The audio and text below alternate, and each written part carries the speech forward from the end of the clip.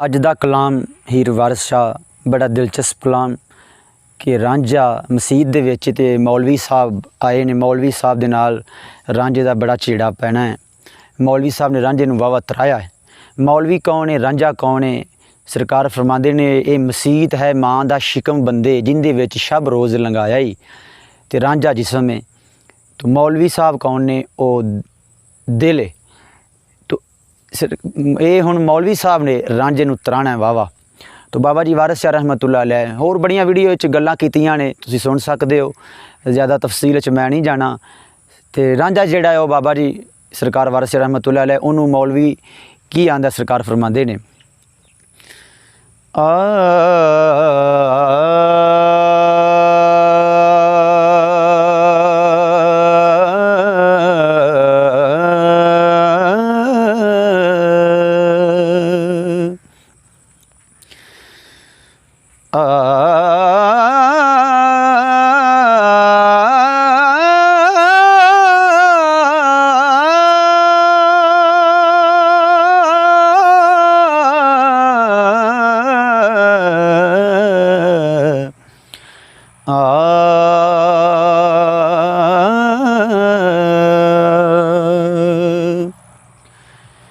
मुल्ला आखिया झुंडियां वेखद्याई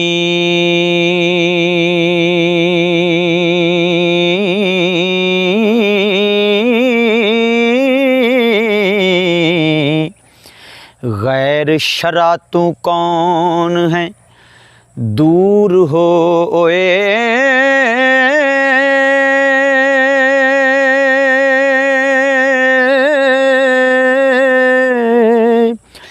इत्थे लुच्चियां दी कई थां नाई हो पै दूर कर हक मंजूर हो।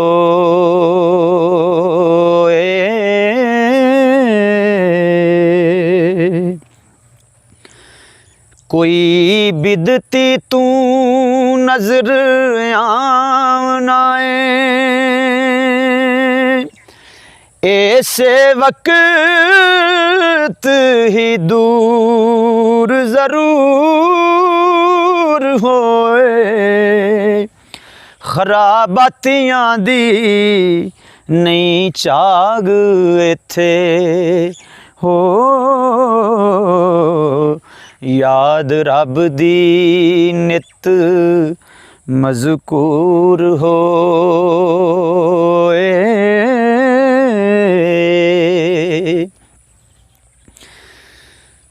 आनल हक कहावना खरा औखा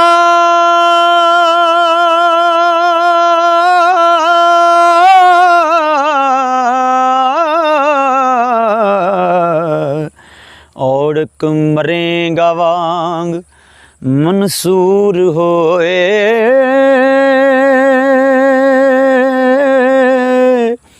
वारिस शाह ना हिंग दी बास छुपे हो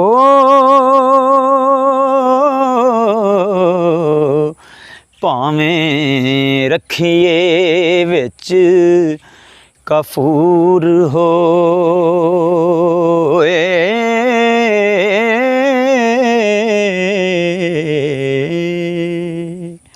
तो दोस्तों क्या खूबसूरत मकता सरकार फरमांदे ने, वारिस शाह ना हिंग दी बास छुपे भावें रखिए विच कफूर होए। तो अगले जिहड़े कलाम ने बड़े दिलचस्प ने, तुसीं साडे नाल ना रहना इंशाअल्लाह, बड़ा लुत्फ आएगा, बड़ा सुकून आएगा। तो इस कलाम नूं सुन के ते गुजारिश है कि वीडियो नूं लाइक जिहड़ा करना नहीं भुलना ते कलाम नूं अगे शेयर भी करना है।